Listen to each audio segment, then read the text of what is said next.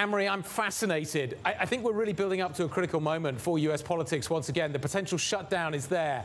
America's ability to continue to fund the war in Ukraine is up for grabs right now. There's a lot of pieces that are going to fall into place potentially over the next few days, which could have an impact on that general election.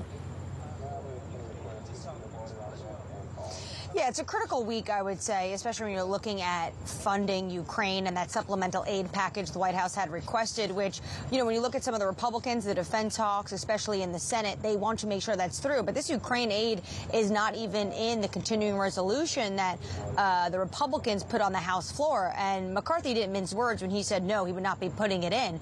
But Zelensky is speaking today at the UN General Assembly, and he's going to make his case to the international community. But, of course, he's also going to be making his case to a domestic U.S. audience.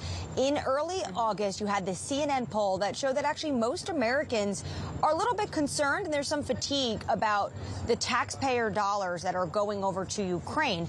And McCarthy spoke today and said that they want to make sure that there's an oversight, proper oversight to this. And he said he's going to be asking Zelensky some questions. So Zelensky will speak here.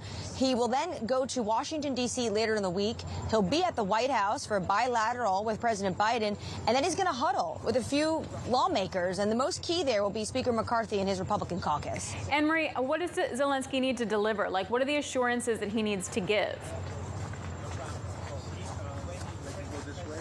Well, you know, recently we did see Zelensky do a shakeup of his cabinet. We have a fresh new defense minister in Ukraine, and there was concerns about, you know, the oversight when you saw what the potential money was going in the Defense Department. So he says he is committed to making sure he's cracking down on corruption that still lingers in Ukraine.